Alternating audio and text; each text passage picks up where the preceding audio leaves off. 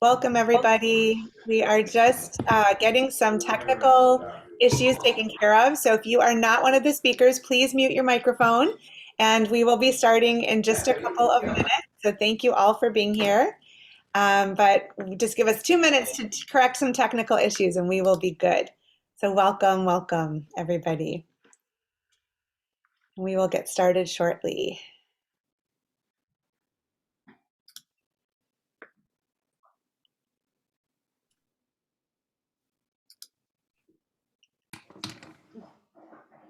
All right. Nolan, do we hear you now? I'm going to ask everybody to mute their microphone, please, except for our guest speakers, so we don't have lots of competition for sound. Thank you so much, you guys. Lynn, can you hear me now? Yes, I'm so happy. Yay. Me too. Okay. Awesome. Success. All right. So as soon as Stephen rejoins us, then we will get started. Welcome, everybody, to this Civility Session with the Birmingham Public Schools. We're really excited to be here with you guys tonight, and we're going to get started in just a minute, waiting for our other speaker to return, and then we will jump in. Thank you all for being here.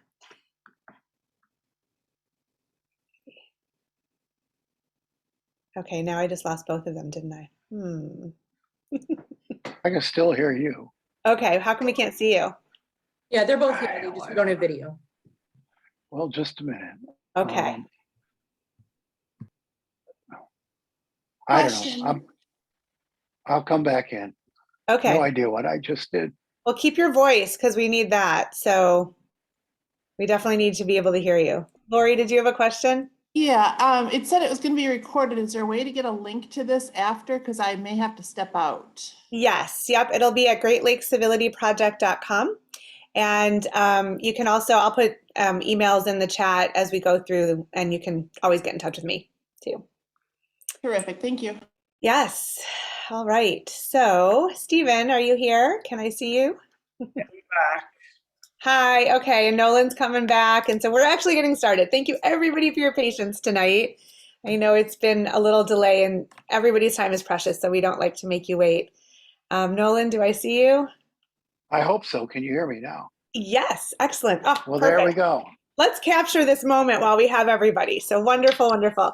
Well, welcome tonight to this Civility Project. We are going to do a 90-minute session hosted by Birmingham Public Schools.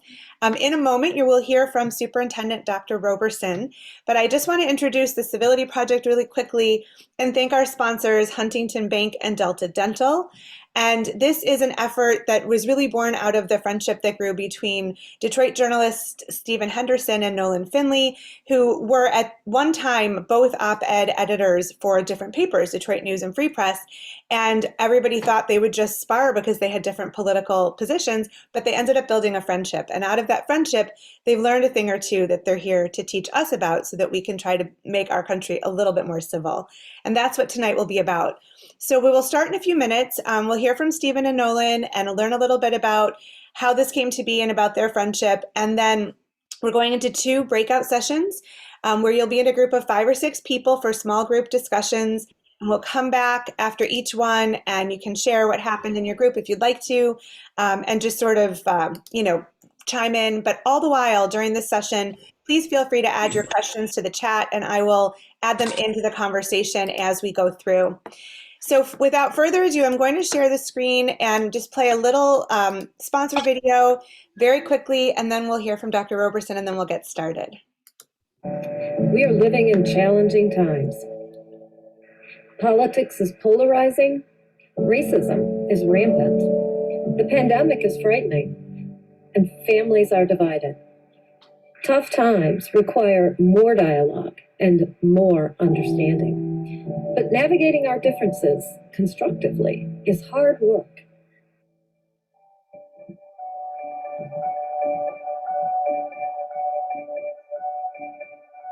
Delta Dental believes that healthy, smart, vibrant communities are also civil and harmonious. They are places where disagreement does not have to be toxic or destructive.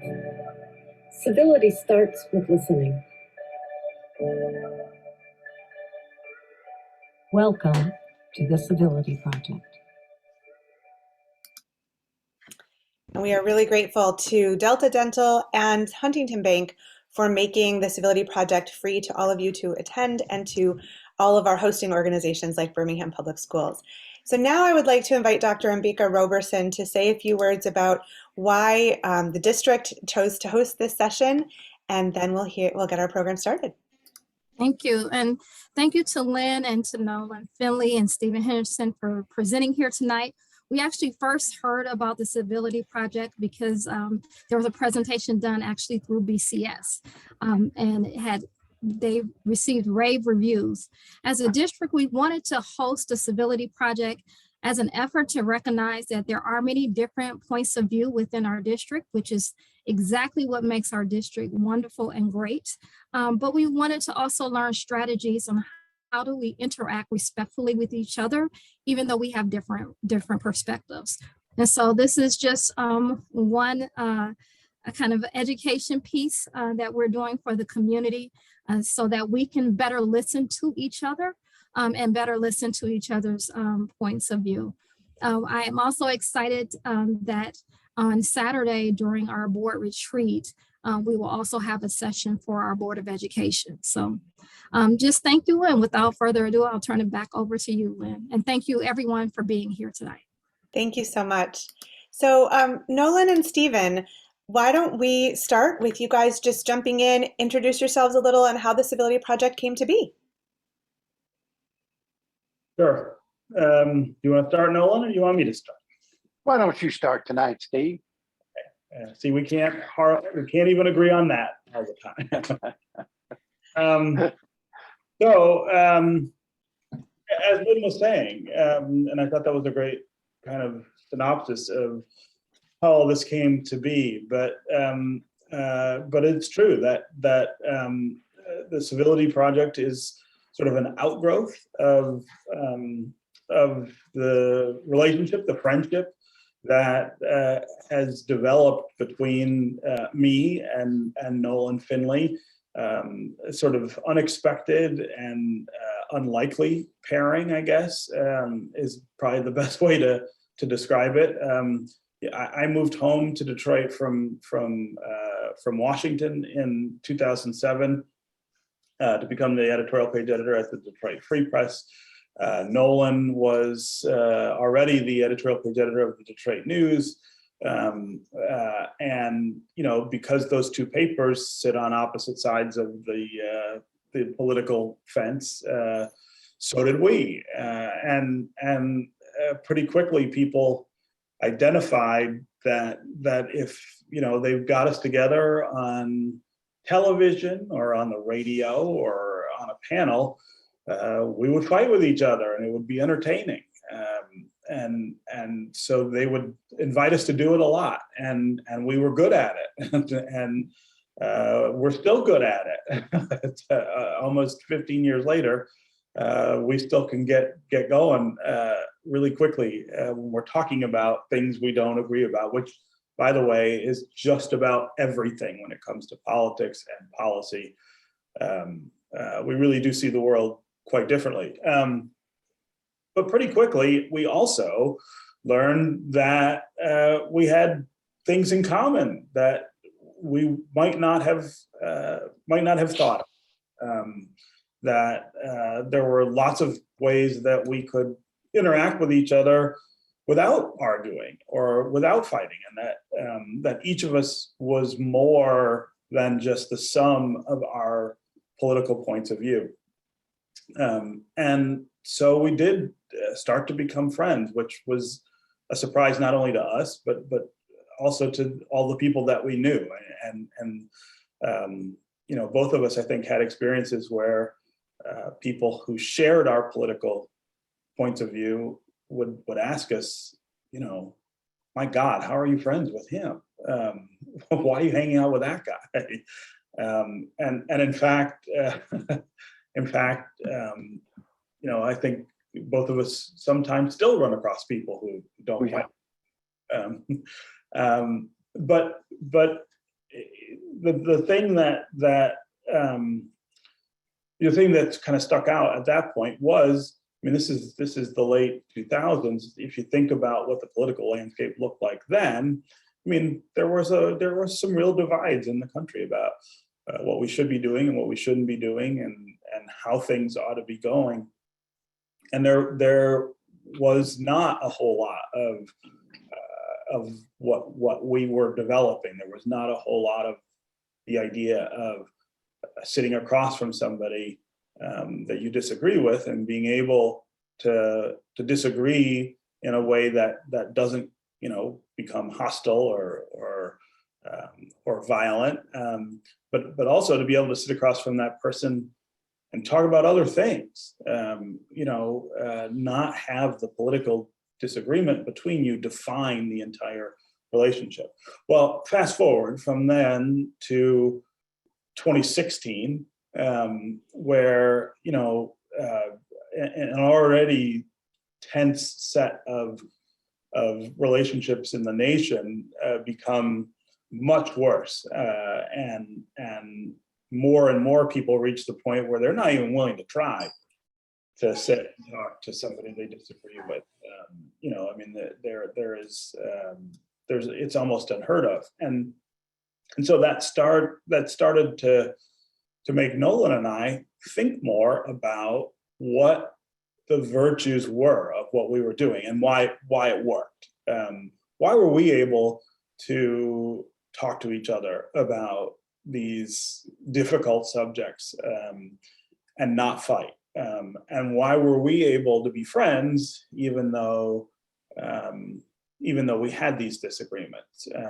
And as things got worse after the 2016 elections, we really started to say that there was value in trying to share what we are doing and what we've been capable of doing with everybody else, right? Maybe if we could talk about the ways that we talk to each other, other people could find ways to talk with people they disagree with. And so that's where the Civility Project kind of comes from, is that this effort to say, okay, so we do this, it's not perfect. It's the kind of thing that requires, I think, constant management and give and take and adaptation. But it works, and it can work for other people too. I mean, it can be a different way to think about all of these very tense arguments that we're having, and they are not getting less tense, right? I think a lot of people expected that after the 2020 elections, there might be a little bit of a pause, break from the conflict that's going on. And I don't know, I guess I don't feel like that's happened. I feel like it's maybe worse. So it's more and more important that we talk about talking to each other. How do we talk to each other? How do we build relationships with people that we don't agree with? And I think Nolan and I have learned a lot about doing that over the last 15 years. We've learned a lot about each other, but we've also learned a lot about the value of being able to do that and maintaining that kind of space, over a long period of time. I think it's well said, Steve. Relationships like this rest on respect. And as Steve mentioned, we were thrown together early in confrontational environments, situations where people wanted us to fight, wanted us to get loud and sometimes passionate, as we did. And as he said, we are at the polar opposites of the political world. We disagree on most things. In many ways, we represent the country's great divide in terms of political views. And yet, early on, while we were having these exchanges, I came to recognize that Steve wasn't just pulling his positions out of thin air, and he wasn't just saying things to make me furious or to appease to any sort of base. These were strongly held, well-reasoned, and well thought out views he had. Now, I didn't agree with them, but I appreciated the effort that he put into forming his opinions. And I appreciated the intelligence, sophistication of his arguments. And I came to very much respect Steve. And I still didn't agree with him, but I came to respect the value of his views and what I could glean from them, learn perhaps, but also in terms of testing and challenging my own viewpoints. It became very valuable for me to test my viewpoints against his viewpoints. And I think it's important to challenge ourselves in that way and not become too entrenched in our own, our own viewpoints. To constantly be opening up them to challenge and testing. And so, once we establish that base of respect, and once we understood that we both came to our viewpoints by the same method and from the same places, we just disagreed. And one of the things we say at the Civility Project is that most people come to their views in a similar fashion.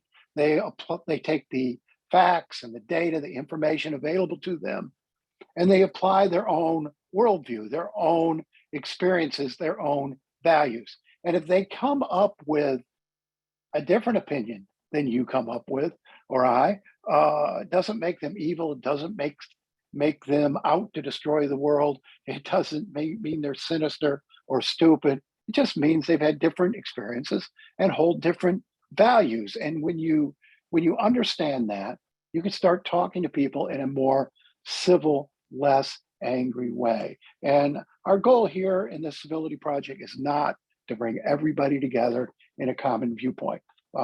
We don't kid ourselves that that's possible, and we don't even want that. I mean, we want this healthy back and forth and healthy dissent in our society, but we want people to engage civilly.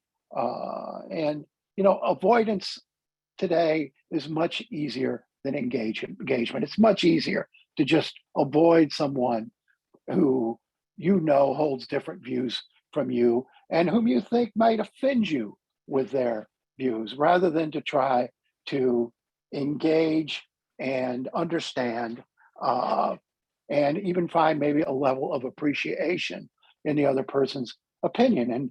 And people say, well, why is this important? There are enough people on each side of the divide. You can make groups of friends among people who just think exactly like you.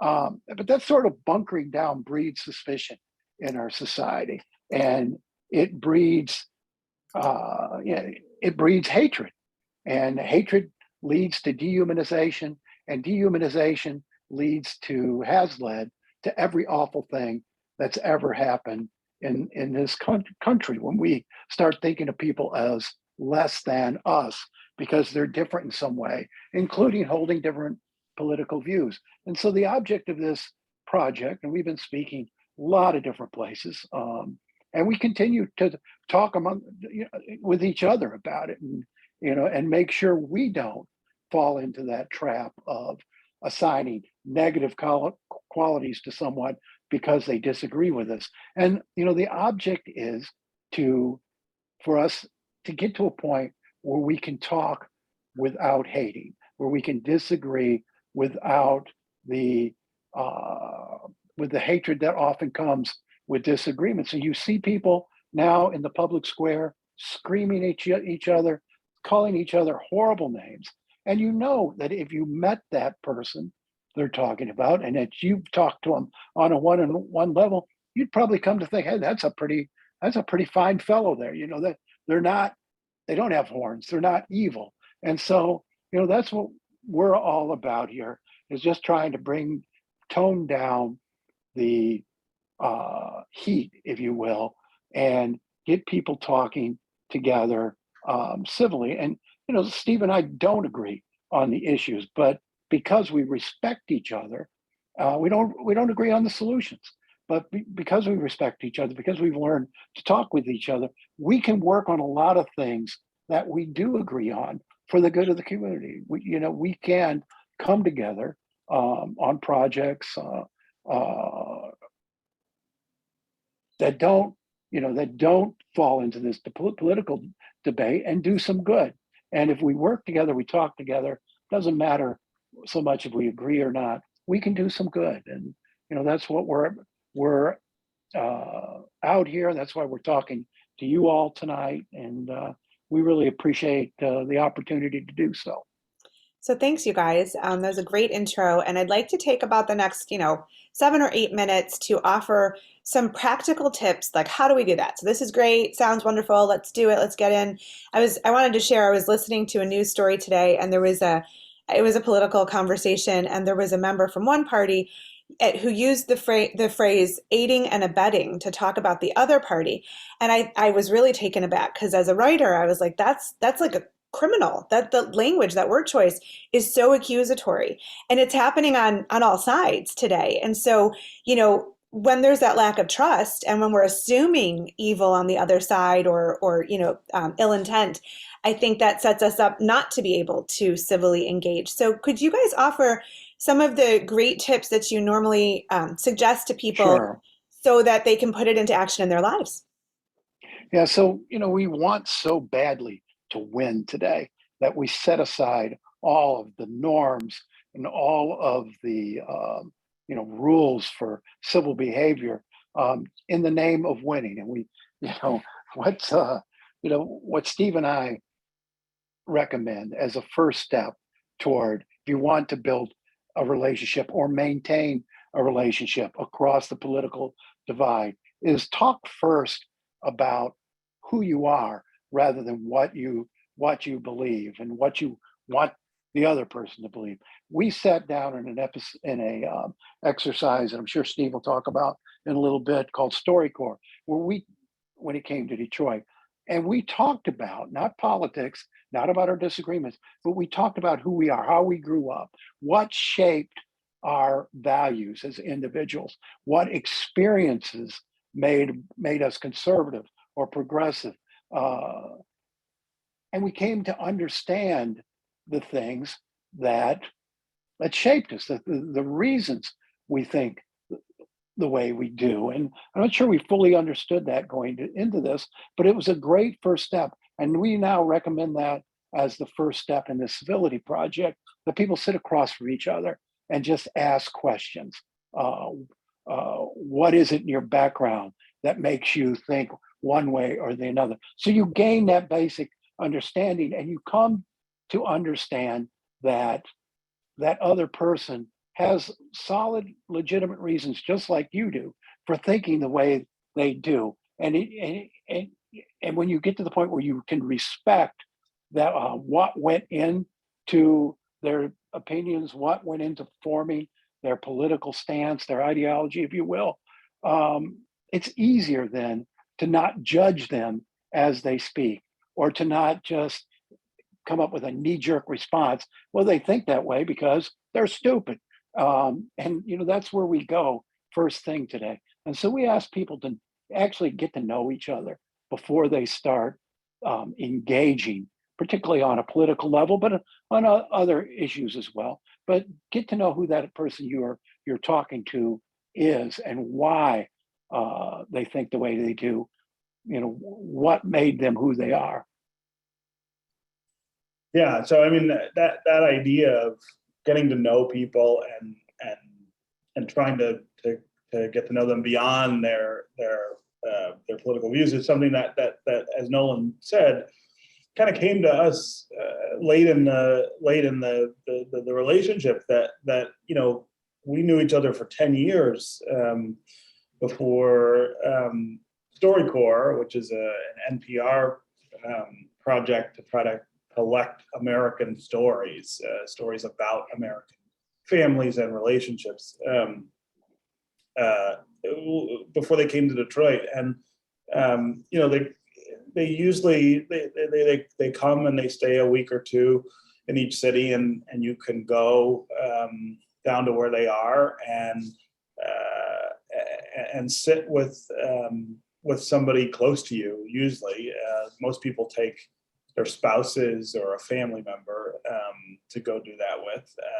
I took Nolan instead of a family member, and what I told him I wanted us to do was to talk about not the things that we talk about on television and fight about on television, but the things that each of us had experienced. Like, what were our lives like that led us to identify the way that we do politically? Like, what are the things that happened when I was young to tell me that progressive political thought is the way to solve problems, is the way to advance culture and the other things that progressives believe.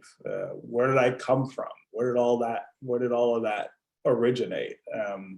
And then I wanted him to do the same thing. And so we sat in a little bitty Winnebago, which is how they record these sessions for StoryCorps, for an hour, and told each other our stories, told each of us the other story. And we learned a lot about each other during that session. We'd known each other for 10 years, and I think both of us heard things that we hadn't heard before. But we also came out of it, I think, interacting differently with one another than we had before. We still argue, we still disagree about most everything, but I think that there is a level of understanding and respect that goes even beyond what we had before the StoryCorps session because of that, because of the things that we heard from one another, and the basis for where all of the things that we say to each other, where they come from. Once you know that, I think you do interact differently with somebody. And so we always say that's the starting point. We did this 10 years into fighting on television and radio and live in person. I think all the time about how differently that 10 years would have looked if we had done that first, right? If we had spent time early on trying to figure out why Nolan is so wrong about things, where he gets all these goofy ideas. After that, Lynn, I think, some of the tips, some of the things we tell people is, check your self-righteousness at the door. Don't come in there with this certainty that you're the only person who talks to God, that your truth is the absolute truth. Come in willing to listen, willing to hear the other person, and with the idea that maybe I can learn something, maybe I can get something out of this conversation, and maybe it changes my view, maybe it doesn't, maybe it sharpens my view, but that I find something in value in this exchange. And what you shouldn't be looking for going in, start with an honest goal, and the honest goal is to listen and learn. An honest goal isn't trying to convert. I have been hammering Steve, talking to Steve, pleading with Steve for 15 years, and he still can't see the light. And I've come to believe he's never going to, but there's value still in continuing the conversation. If you're out to convert, if all that matters for you is to walk away from the conversation, having changed that person's mind, or having out-talked that person, having scored a victory, there's no point in it, because there's no winning in these sort of conversations. There's listening and learning, and that should always be the goal. And it takes the tone down a level, several levels, when you're not trying to win somebody over, and you're not, screaming and pushing for to score points. Be respectful in the conversation, and start with that honest goal. So we have a really great question that's going to dovetail with what I'm about to ask you guys. And then after this one, we're going to go into our breakout rooms, but other questions that are coming in we'll definitely get to after that. But I just want to say, I quote you guys all the time to my 19-year-old when we debate, because I always say, well, what's your goal in this? Is it to try to convert me to your way of thinking? And he's like, yes, that's the goal. And I'm like, but Stephen and Nolan say that should not be the goal. And he's not convinced, but he's 19. So I feel like that's the reason maybe. But I think that's really good advice, is to have that honest goal. And also what you guys talk about is how to really listen, that a lot of us really don't know how to do that. So let me read you this question, and let's answer this question while we talk about how to listen as well. So we have a question that says, Birmingham Schools has had some issues with parents and a lack of empathy for decisions that have been made, notably about COVID. So do you have tips for parents when they speak or communicate to the district about how to keep things civil versus just trying to be heard? So I feel like talking about listening could really help to answer this question as well. Yeah, so that's a great question, and I don't live in Birmingham, but I know a lot of people who do, and I've heard a lot about the disagreements that you guys have been having as a community about things like COVID and some other things, and I think it's great that you're fronting that here in the conversation. I mean, I think one of the things that's really unfortunate is the proclivity these days to not talk about things that we disagree about, because you're afraid that it'll, devolve into a bitter argument or a fight.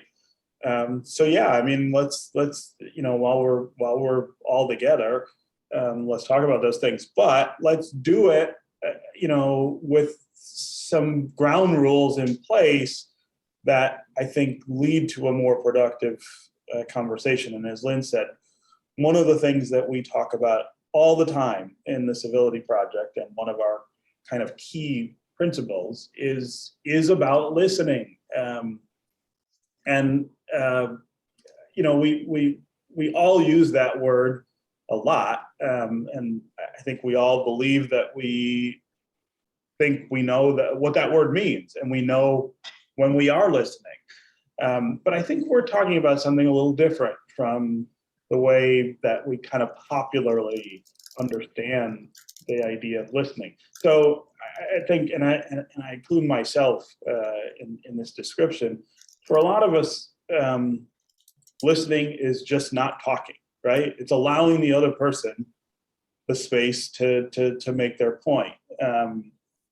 But frequently, when Nolan is talking, for instance, I'm still in my own head. I'm actually not really listening to everything that he's saying, even though I might say I am. Maybe I'm thinking about what I'm going to say when he finally stops talking. Maybe I'm thinking about what I just said and whether he's really understanding me. Maybe I'm thinking about, maybe I'm judging what he's saying as he's saying it, instead of really just trying to take it all in and really understand not just what he's saying, but why he's saying it. And I think these are very common practices for all of us. It's very hard to listen to someone, especially when you're in the throes of a heated disagreement or an argument. It's hard to really pay attention to what the other person's saying with the respect for where they're coming from and what they might believe. And so we talk about active listening, and we talk about the kind of investment, I think, that it takes from each of us in what the other person is saying and who that other person is, that allows us to really listen to what they're saying and then respond in a way that reflects that we heard them. And so I actually have a couple of tests for myself that I use all the time to determine whether I'm actually listening. And I do this, in individual conversations and arguments, and I also do it, for instance, on the radio show that I host on WDET each morning, when I'm talking. 9 o'clock. 9 o'clock, 9 to 10. When I'm talking with guests or I'm talking with callers. So my first test is when somebody is done talking and it's my turn to talk again, could I repeat back to them, not word for word, but with respect to the ideas that they express, could I say back to them what they just said to me and represent that faithfully with regard to what they were trying to say, not in a mocking way, which I sometimes do to Nolan on TV, but in a sincere way. Really try to say, here's what I understand you to be trying to say to me, and I do that in my head. I try to replay what they were saying so that I'm responding appropriately and respectfully to them, not just talking back at them, not just taking my turn to say what I think. And I think that's a great test. It's one that I think all of us fail pretty consistently, but it's the right thing to have in mind. The other test I have for myself is when someone's done talking, what questions do I have for them about what they said?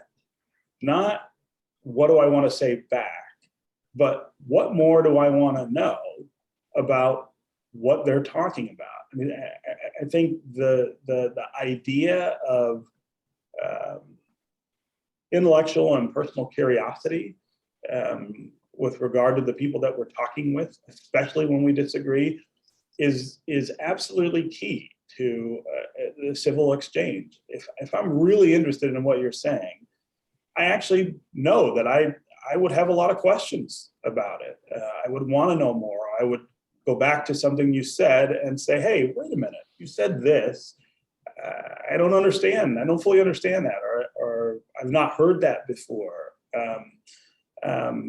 And so when I've can tell myself I've done those two things, one, be able to repeat back what someone has said, two, that I am genuinely curious about what they've just said, I'm actually listening. And I think when I do that, both again in the sort of personal realm and in public, the conversation is always better. It's always more productive. It's always more fruitful. And I think again, the stakes get lowered in terms of the idea of trying to win or trying to embarrass the other person or trying to make a point that stops them from talking. It continues the conversation in a way that's meaningful and important and reflects again this idea that we are exchanging ideas. We are not just we're not just talking at each other. I think one thing that you guys that I'm hearing you say is that, and maybe not explicitly, but like you've had this ongoing conversation over many years. And so you don't expect one conversation to be the end all be all. And even with this question that we were just responding to, in the school district, when there are heated issues, it may not be resolved overnight. You have to sort of commit to the ongoing conversation and trust that you're going to get there. Everyone's going to be heard. Is that right? You may not get there, but in regards to speech in the public square, I mean, that's different. It's often more challenging, more fraught. By the time someone makes the decision to go to a public meeting and speak, chances are they're already angry, they're already upset, they've already worked themselves up, they're emotional, they're frustrated. And so when they get to that meeting and they're surrounded by other people in a similar state, they express themselves loudly. They shout. Sometimes sometimes they're incoherent. It's hard for them to form their thoughts in a polite way. So when just because somebody's loud doesn't mean you hear them better. I mean, you're more likely when somebody's loud to hear them less because you're putting up your own defenses and you're mad that somebody's shouting at you. And so your tendency is to either shout back or shut them down. And you can't do that, obviously, in the public square. And so my advice on that would be similar to what we tell people to do in these personal conversations. In the public place, stay calm yourself and calmly try to ask them questions before you try to convince them that this is the policy, this is how it's going to be, like it or leave it.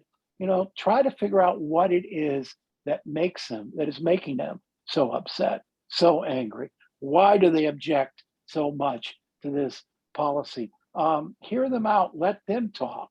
And if you're calm and you're asking them calm questions, there's a chance that they'll calm down and that they might hear some of the things. But you want to try to get that conversation, do everything you can on your part to get that conversation down a few levels so that they will hear you and you make sure you're hearing them. Such a good point, Nolan. And, we're getting these great questions, one of which is about how do you handle when somebody else uses triggering words and things? And we've gotten questions like that at every session where people are saying, what if the other person does this or the other person does that? And so what it sounds like you're saying is you can't control what the other person does, but you can control your response. And you can change the conversation by doing that. Yeah? Yeah. And don't look for reasons to cut it off. Oh, he said something shouldn't have said something offensive. I'm not listening anymore. I'm not hearing, because you're in a position where you've got to come to a resolution. And as you said, you might not come to it the first time, but you want that in that first stage to start bringing down the tone. That we're going to have this disagreement respectfully. So tell me, what it is that's making you so angry, so upset, what you expect from me, and let me tell you the limitations of what I can do and why we're doing this. And don't put yourself in a position where you become so defensive, sensitive, and so angry that you can't hear a solution they're offering and be willing to act on it. Compromise is not a bad word. Consensus is not a bad thing. I mean, if you hear something, even in that moment of anger and that passionate, fiery environment, that you can build toward a solution. Don't be too big or too important to embrace that. Yeah, I want to ask, and maybe I shouldn't, and then I promise we'll go to the breakout session after this, but in response to that question, the question is, when parents and the school board and everybody comes together and they have opposing views about COVID or, things that might be politically driven, how should those conversations be handled? Because ultimately, any school district has to make policies and decisions that it doesn't matter what it is. It doesn't have to be COVID. Some parents are not going to be happy about decisions that their school district makes. So how do you handle that? If they know you've honestly listened and they're not speaking to a blank wall with no chance of moving it from the very beginning, I think you get a better response. And you do that by staying calm yourself, interacting, try to draw them out at a lesser level, and maybe let them scream, let them shout. Don't look for excuses not to hear them. So I think that there's some level setting that has to take place before you can really even talk about how to have these kinds of exchanges, right? So let's talk about COVID, right? That was the specific question here in COVID guidelines. Yep. The assumption too frequently, I think, is that we're all on an equal playing field when we're talking about these things, that the people who want one thing are just as are just as edified in wanting what they want and justified in what they want as the other side. But for something like COVID, that's a really difficult thing to come to. We're talking about life and death for some people, right? The pandemic did not play out in the same way for everybody. I know 15 people who died in 2020, personally, who died in 2020 from COVID. Nolan does not know as many. Now, that's not Nolan's fault. Nolan's beliefs about the pandemic aren't less legitimate because of that, but it means that our exchange about those things we're coming from different places. We can't feel the same way about these things, and we won't live with the consequences of the decisions in the same way either. The toll here in the city of Detroit looks really different than it does everywhere else. It just does, and it looks different because we live in a society where all kinds of other inequalities exist, and so it's important that we have a civil dialogue about these things, because that is how democratic decisions get made. Democracy cannot survive if we're going to bludgeon each other and determine who's right. But we also can't make the assumption that that for everybody it's all the same, and that the decisions that get made will visit on everybody's life the same way. It's the same thing with voting rights, which, of course, yesterday in Washington was the big news that Republicans and at least 2 Democrats decided that they did not want to expand protections for voting rights. That does not have the same consequence in some communities that it has in others. And we've just got to be able to acknowledge that. I think both sides in these conversations have to acknowledge that in a way that, in a way that does not pretend that, well, it's just my opinion or this is just your opinion. It's not always that simple. And there's a complexity and a nuance to that that's important for civility, right? We can be civil with each other as long as we understand those differences, and as long as we understand the difference in consequences for the kinds of policy decisions that get made. And I feel like right now that is the toughest part of all of this, right? I think there is not a lot of understanding of those differences or acceptance that those differences, that they will play out differently in our lives. And it's one of the things that makes civil dialogue about these things, I think, more and more difficult. So that's a great point to go into our breakout session. And we're going to just have one because we've been having a great conversation so far, and there are really important questions that we want to answer afterwards. So we're going to do a 10-minute breakout session. You'll have 5 or 6 people in your group, and I will broadcast the question when you guys go into your group. But basically what we want you to think about and to talk about in this as a safe space is sort of what motivates your views. So what things in your background, your value system, your experiences lead you to your political stance. And it's not an argument about right or wrong. It's just, how did you get there? And it's something that is a really fun thing to explore because most of us have never done that. I know I didn't until I met these guys. So I'm going to put you into the breakout rooms. And when we come back, if you'd like to share how those conversations were, we'd love to hear from you. And then after that, we will wrap up with our question and answer. So here we go.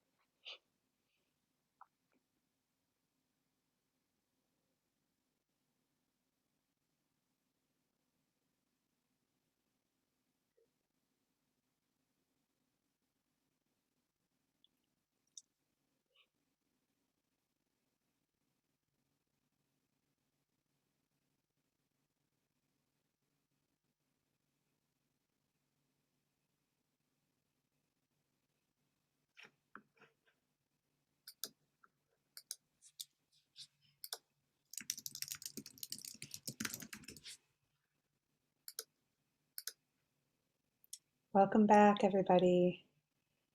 We'll see everybody magically reappearing in a moment.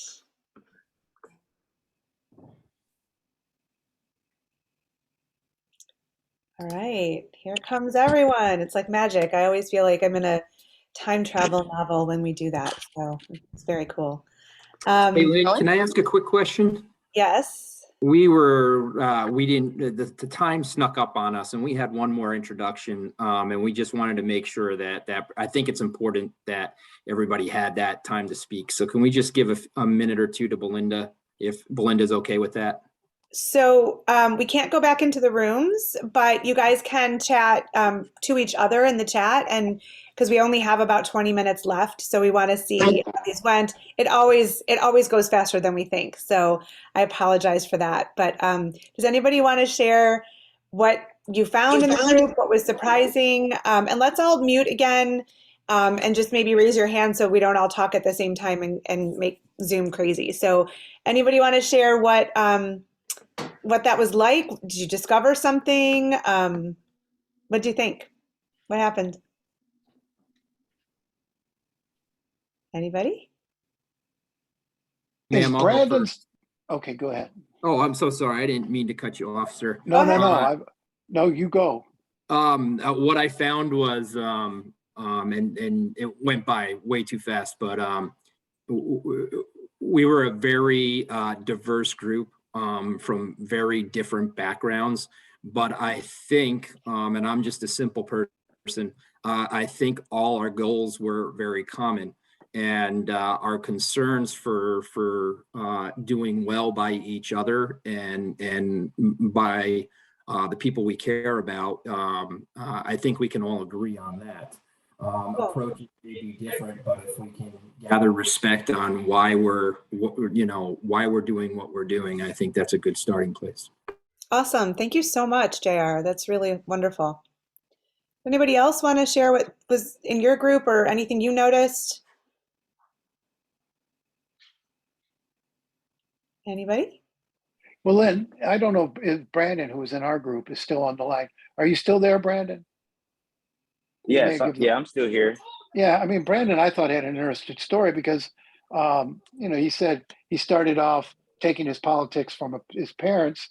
Then he had a child and became more concerned about politics and the ramifications of political decisions, including the ones that are being dealt with in Birmingham. And I just thought it was an interesting anecdote. If you would tell it again, Brandon. Oh, thank you. I appreciate it. My mom, I grew up in Detroit, West Side, inner city. Mm-hmm. My father was a Detroit police officer. My mom was a secretary for a judge. I was always told to vote Democrat. Everybody that I know always told me to vote Democrat. So I always voted Democrat. I did what my parents told me. I had my first son in 2016. And in 2016, I voted for Hillary. But what happened was I started paying attention to the news, and I started changing the channel a little bit and looking elsewhere, other than the news channels that my parents would normally listen to. So I just started doing my own research, and 2016 hit. I vote for Hillary. Trump wins, and Trump is all in the news. So it's kind of hard not to do your own research. I just started doing my own research. Fast forward. I guess you guys can tell I voted for Trump. But fast forward. COVID hits, and so like my son is 5 years old now. My son is 5 years old now, and he's getting ready to go into kindergarten. So it became more than just me doing my own research and kind of being independent. It started to affect my life. Yeah. All the stuff that I'm reading about critical race theory, I'm Black. I consider myself Black. My family, everybody, we all consider ourselves Black.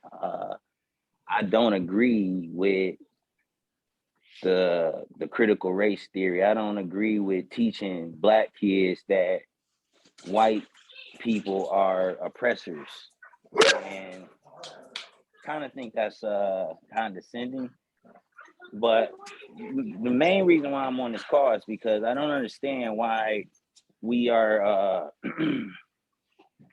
why it's a mandate to wear masks when the science is telling us that kids under the age of So 12, I believe. Brandon, I hate to interrupt you, but because we're limited on time and we're not going to open this to a debate on masks or the details of the policies, I would respectfully ask if we could put a pin in that and move on to finish the program because we have tons of questions we want to answer. So my apologies. I'm sorry, I didn't.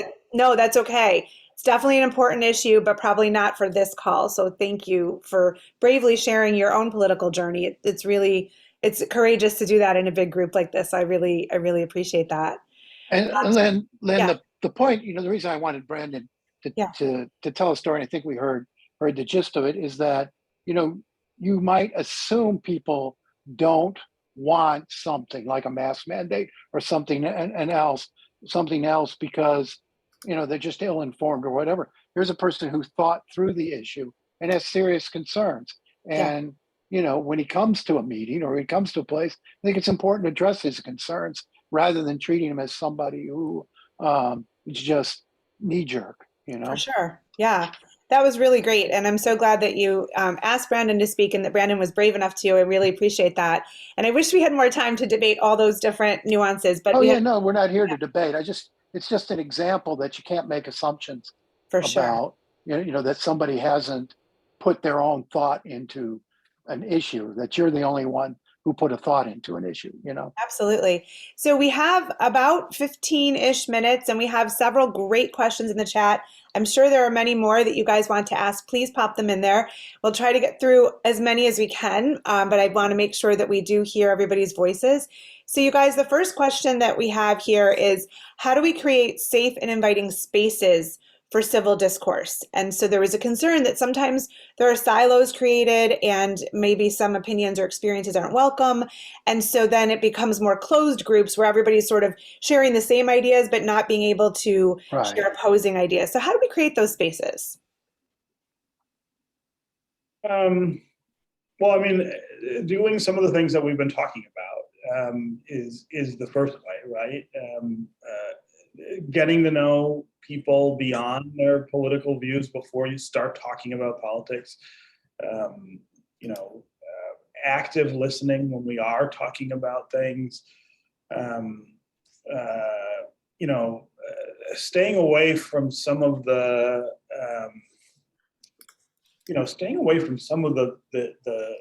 behaviors that are encouraged right now. We haven't talked much about social media. And the way in which social media, which I have a lot of faith in as a technology and a way to create better conversations at some point. But the way that it is used now and the way that we interact with each other on it, I think really damages the civil space.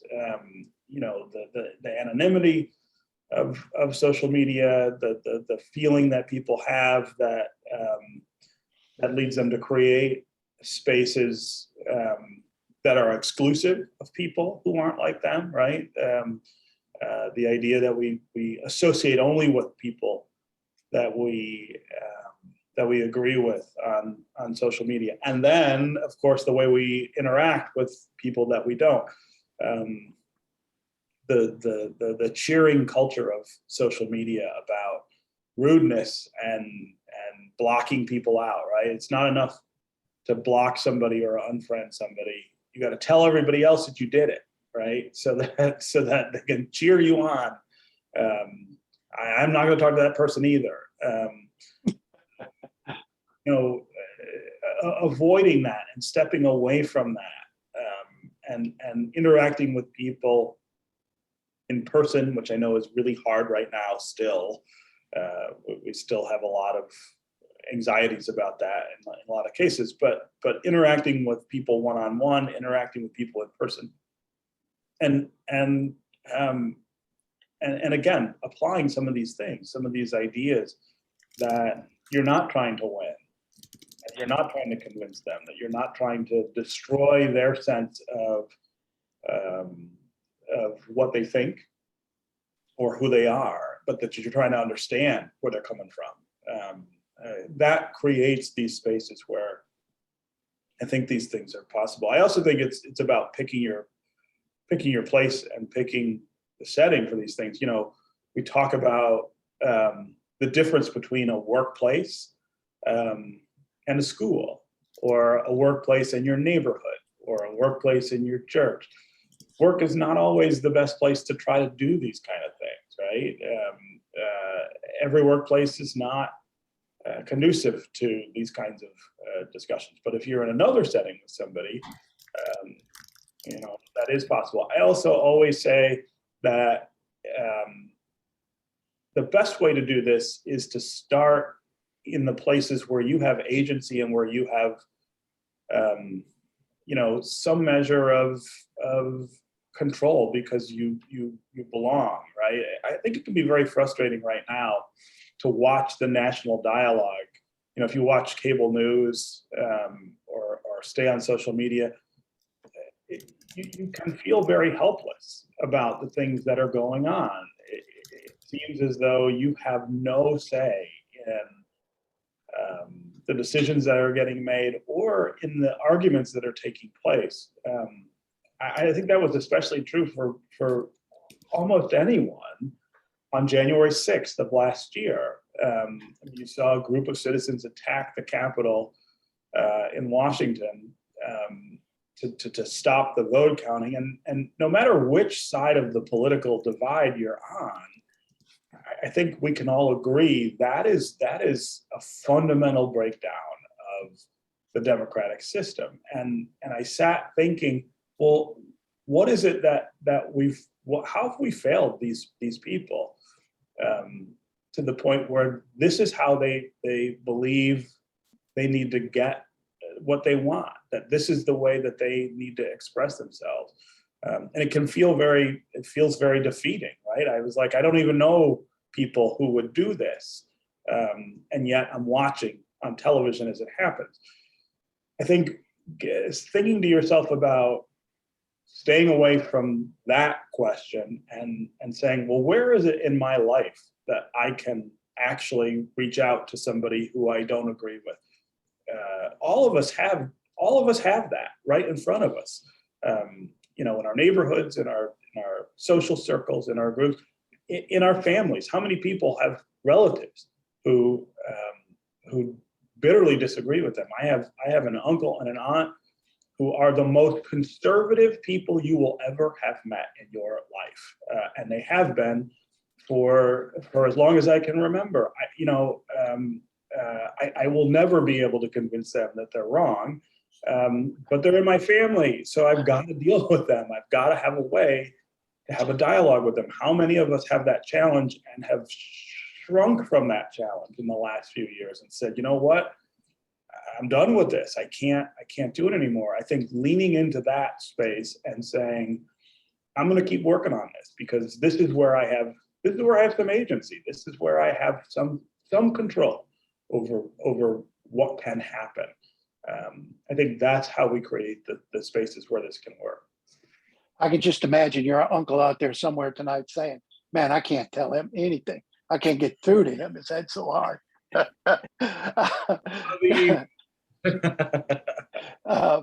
Lynne, I didn't want the evening to get away from us before I had a chance to say, what I think is a central point in this Civility Project is that we should all commit to stop allowing our assumptions about people to lead us into hate. Steve and I are in the public eye. Our views are out there.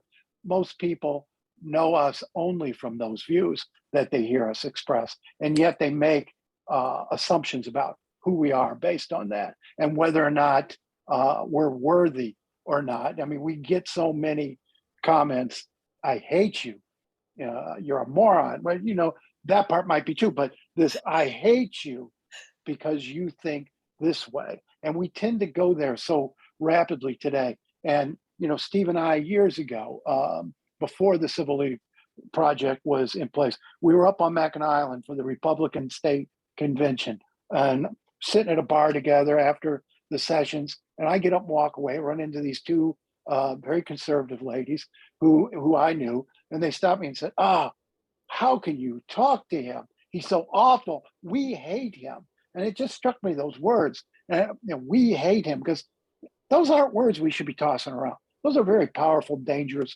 words. And I said, how do you know you hate him? Have you ever spoke with him? No. I said, my seat's empty. Go talk to him for a little bit. Talk to him for a few minutes, then tell me how you feel. It was an hour and a half, 2 hours later, I'm pulling them away. And they're saying, oh man, he is just great. We love him. And he didn't change. They didn't change. They just took the time to get to know him as somebody other than his politics. And I think we should commit to doing that in our lives. Well, that's great. I really appreciate that. We have tons of questions. I think I can get a couple more in.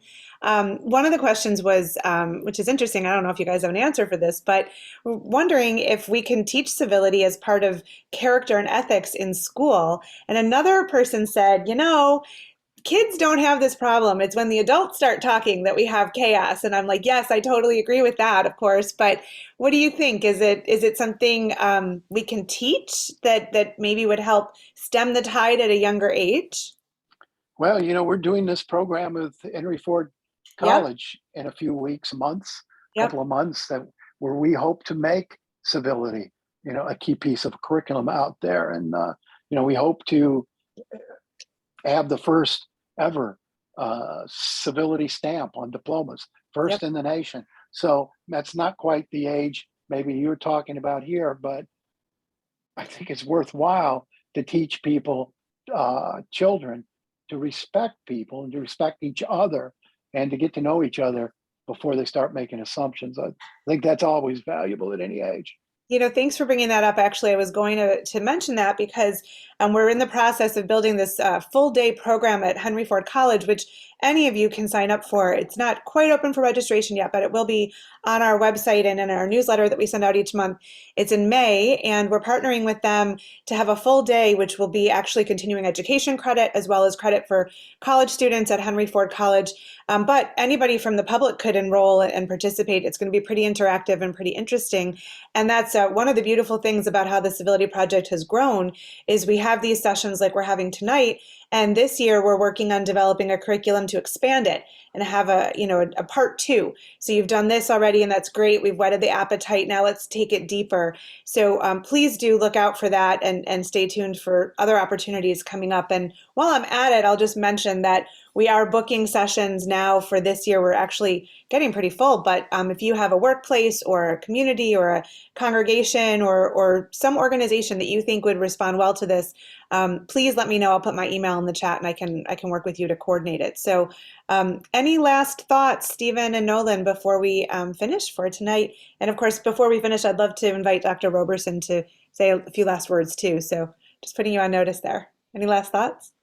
Now, I just want to thank everybody for taking the time and putting their time into this. We really appreciate it. Yeah, I mean, we ran out of time. I mean, we had so many more questions. And I think we find that really frequently, that people really engage with this subject, and maybe we should schedule another one with this group. But just because we're done here doesn't mean you have to be done with this. I mean, I think thinking about the opportunities that exist in your life to be able to work on this, to be able to maybe change the nature of a relationship that you have, or to build a relationship with someone that you don't, is the way to kind of keep this whole idea alive, to kind of reach out, outside of your comfort zone, to try to build a relationship with somebody that allows you to talk about these things. That's the thing that Nolan and I think value the most, is that, you know, there's no subject we won't talk about with each other. There's no subject we won't have an argument about. There's nothing that's off limits, because we know that even if we get into it, and we do, that there's a sort of bigger context to it, and that there is not a threat to the idea of that overall relationship. Neither one of us has ever gotten up and said, "That's it, I'm done. I'm finished with this guy. I'm never talking to him again." And reaching that point, I think, is really worthwhile, and it takes some effort and it takes some time. But thinking about where you can do that, where you really have the opportunity to do that, I think is the right starting point. I do want to say we had way more questions than we had time for, and I apologize to the people whose questions we didn't get to. But what I'd love to do is we have the chat afterwards, and I will speak with Dr. Roberson and hope that we can get these questions answered both by the district and by Stephen and Nolan. Maybe send out an email. We'll talk about how we can do that. I know there are very, very high emotions on all sides here, and in an hour and a half, there's only so much we can do, but we really would love to come back, and maybe we can work with the district to do a part 2 to this, so we can get down and dirty in some of the deeper questions in a very, very civil way. So that is unfortunate that we ran out of time. But Dr. Roberson, would you like to say any closing remarks? Well, I want to thank Nolan and Stephen for being here and sharing your thoughts, and also thank the community for being here. And I'm glad to hear you say that, Lynn, because I was going to ask you if we could possibly save the questions in the chat and have some dialogue sometime in the near future, so that we can see how we might still support our community, so that we can get questions answered and also continue the conversation, so that we can work together. Because I do believe that everybody on this call, as well as everybody in the community, we all want the same thing, which is what's best for our students. So however we can do that is wonderful.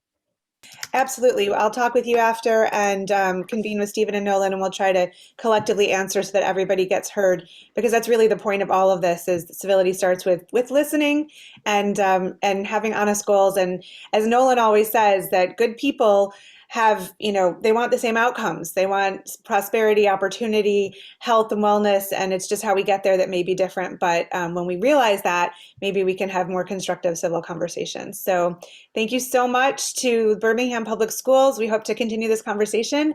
And if you'd like more information, GreatLakesCivilityProject.com. Thanks for being here tonight, everybody. Thanks, Lynn. Thanks Thank to all you. of you.